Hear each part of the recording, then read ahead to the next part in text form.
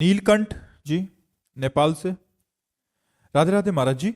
महाराज जी, मैं एक दृष्टि हूं या दृष्टा हूं या करता हूं, मैं कौन हूं? नाम जप करो, पहले नाम जप करो। करने से करने का वेग मिटाओ। फिर जब नाम जप करते करते हृदय पवित्र होगा तो आप देखोगे आप केवल दृष्टा हो, आप करने वाले नहीं हो, आप करता नहीं हो। कर्ता और भोक्ता भाव अज्ञान में होता है, ज्ञान में नहीं।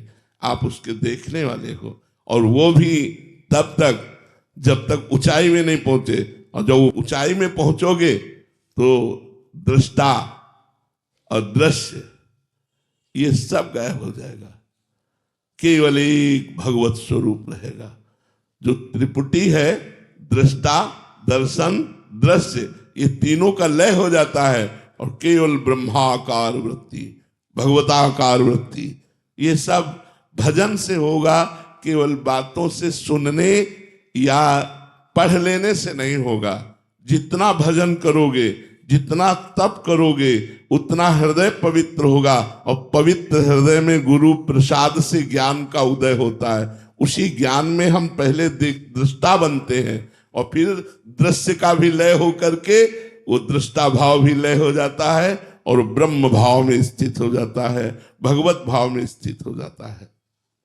कार्तिक जी हैदराबाद से। राधे राधे महाराज जी।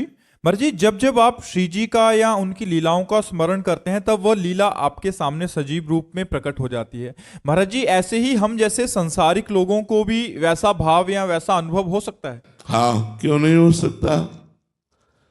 एक वैज्ञानिक कितना शोध करता है, तो क्या सबको वैज्ञानिक बनना पड़ता है क्या? उसके विज्ञान के द्वारा शोध की हुई वस्तुएं, शोध की हुई जो कार्य प्रणाली में आ रहे हैं। देखो, सहज में 10 रुपया का बल्ब लिया, लेकिन एक बल्ब तैयार करने में उस वैज्ञानिक को कितनी मानसिकता लगानी पड़ी, आप विचार कीजिए। एक बल्ब तैयार करने के लिए उसको कितना मनन करना पड़ा, कितना एकांत प्रिय होकर उस पर शोध करना पड़ा, और हम 10 रुपये का बल्ब ले आते। क्यों? उसने तैयार कर दिया। ऐसे ही संत अपने भजन बल से, अपने तप बल से जिसको चाहे उसको लीला में प्रवेश करा दे। उसके लिए उनकी आज्ञा का पालन करना, उनके अनुकूल बनना। स्वयं सातरति सातरति सा लोकांतारयति। तो अब जैसे आप विचार कीजिएगा, जब आप सत्संग नहीं सुनते थे तब आप क्या थे, और जब आप सत्संग सुन रहे हो तो आप क्या हो? तो क्या आप ऐसे सत्संग सुन करके और आज्ञा का पालन करके लीला में प्रवेश नहीं हो सकते? आपको वो तप नहीं करना पड़ेगा जो वैज्ञानिक को शोध करना पड़ा, जो एक तपस्वी संत को शोध करना पड़ा।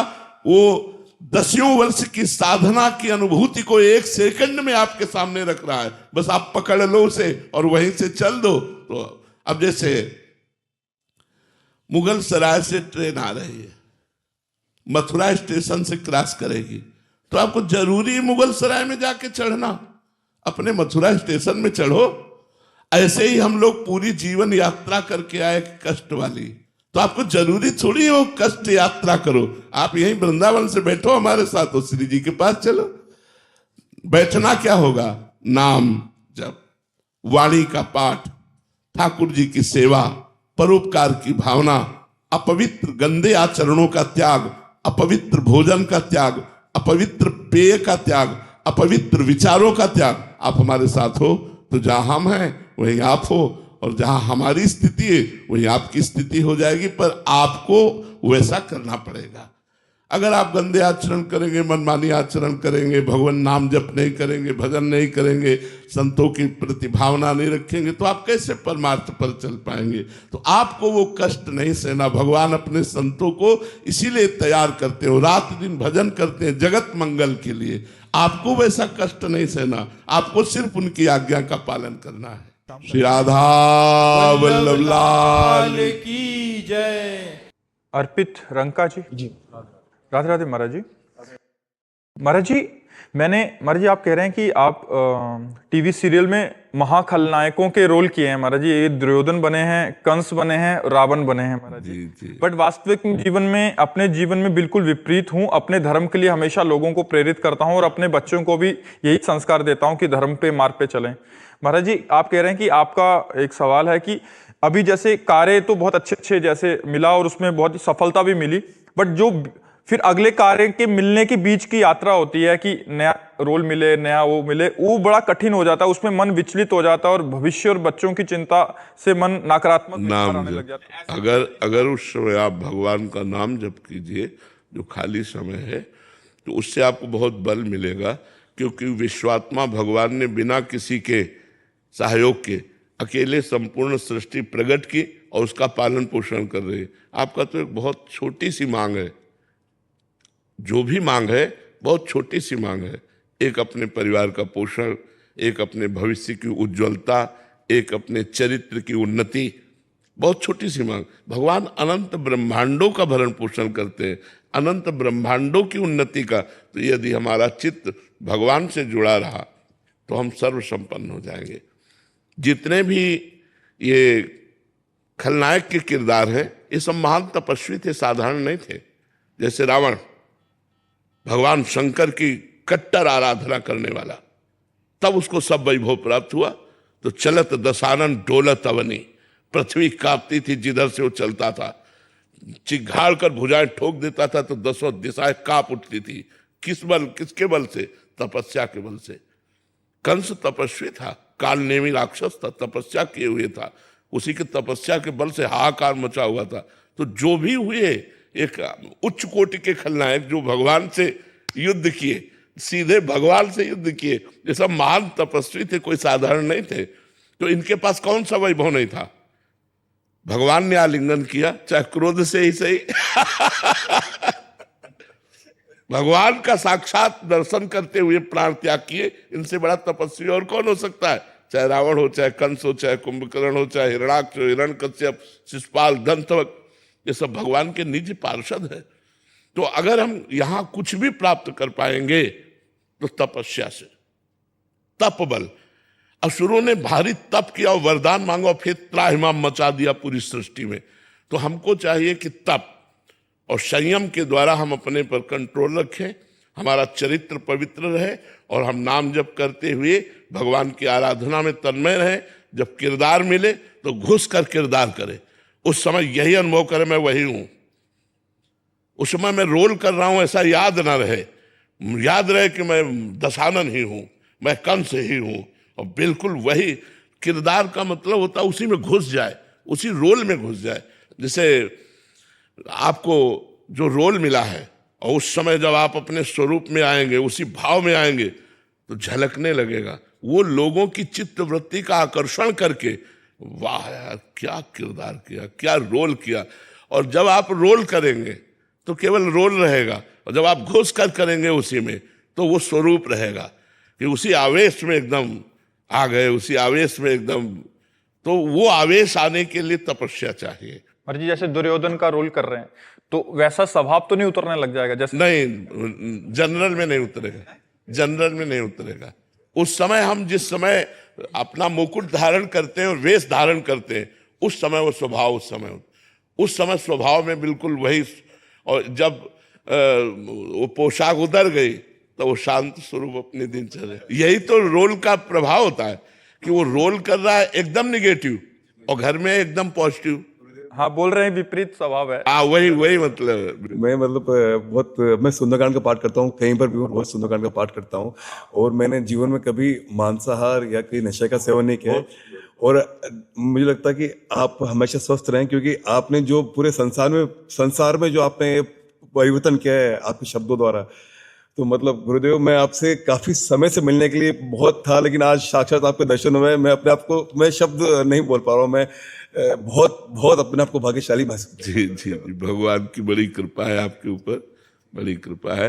और आप ऐसे उन्नतिशील बनने के लिए नाम जप कीजिए और व्यायाम जरूर करते रहिए। व्यायाम जरूर, शरीर पुष्ट है, स्वस्थ है, और नाम जप से मन स्वस्थ रहेगा और व्यायाम से शरीर स्वस्थ रहेगा। और सात्विक आहार, चिंता मत कीजिए, विश्व का भरण पोषण करने वाले भगवान अपने जनों की रक्षा करते हैं, वो सब व्यवस्था करते हैं। तो चिंता करने से आप कमजोर हो जाएंगे और भगवत चिंतन करके आनंदित रहेंगे। भगवान जाहि विधि राखे राम ताहि विधि रहिए। सीताराम सीताराम सीताराम कहिए और जाहि विधि राखे राम ताहि विधि रहिए। और आप निश्चित समझो, हम अपने जीवन का अनुभव बताते हैं। हम मांग के खाते थे, भिक्षावृत्ति सन्यासी थे, संत हैं तो मांग के ही खाना। हमारे पास 1 इंच जमीन नहीं, 1 रुपया नहीं।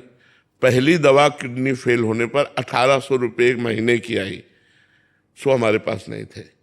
मतलब औषधि की तो बात जाने दो, पेट भरने के लिए भोजन नहीं। गेम बदला। आज जानते हो 500 लोगों का बाल भोग बनता है, 500 लोगों का राजभोग बनता है? भगवान का यदि भरोसा है और भगवान का चिंतन है तो गेम बदलने में देर नहीं लगती। उनका बदलने, ये हम आपको अपनी घटना इसलिए बता रहा हूं कि आपको विश्वास हो जाए। ये लौकिक सुख संपत्ति है, और जो अलौकिक है उसे तो हम तुम्हें बता ही नहीं सकते कि जो वो हमें हृदय से प्यार करता है वो बात तो, ये तो मायामयी बात है।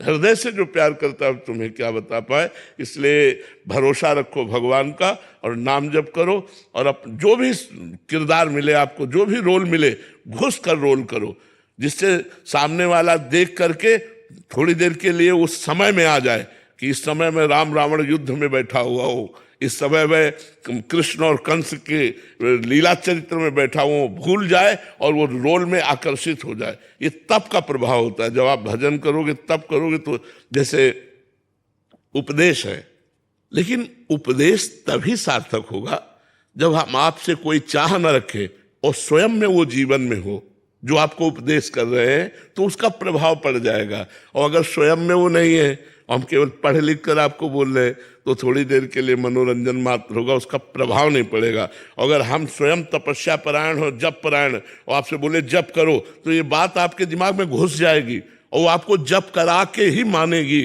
शराब मत पियो, ये बात घुस जाएगी आपके दिमाग में और आपको शराब को छोड़ना पड़ेगा। ये तप के द्वारा, जब हम तप और जप परायण होते हैं तो जो हम बोलते हैं उसका प्रभाव पड़ता है। जैसा हम चरित्र करते हैं वैसा लोग अनुकरण करते हैं। अगर हमारे ही जीवन में ना हो तो फिर उसका लाभ क्या। तो आप तपस्वी बनिए, भजन करने वाले बनिए, धर्मात्मा बनिए, और जो रोल आए लोगों को सुख प्रदान करने के लिए उस रोल को सम्यक रूप से कीजिए, तभी सुख में। अगर खलनायक का रोल है आपका, मान लो कंस का, और आप उस तरह का व्यवहार नहीं कर पाते तो लोगों को अच्छा नहीं लगेगा। आपको कंस जैसा ही उस समय आपको दिखाना है, तभी कृष्ण की महिमा प्रकाशित होती है। अगर रावण की महिमा न प्रकाशित हो कि ऐसा बलवान रावण, तो राम की महिमा उच्च कोटि की कैसे प्रकाशित होगी। क्योंकि राम जी ने ऐसे महामहिम रावण को परास्त किया। तो हमें जो देखो, जब रामचरित की आरती होगी, रामचरितमानस की, तो रावण की भी आरती होती है। क्योंकि पक्ष तो वो भी है ना, राम और रावण। जहां कहीं राम का चर्चा होगी तो वो साथ आएगा, क्योंकि विपक्ष में है ना। तो हाँ, तो हमें जो भी रोल मिले, और इतना महान भक्त भगवान का कि अंतिम समय बड़े बड़े ऋषि मुनि भगवान का स्मरण करके प्राण छोड़ने की आकांक्षा करते हैं, और वो प्राण छोड़ते समय कह रहा, कहाँ राम रन हतो पचारी।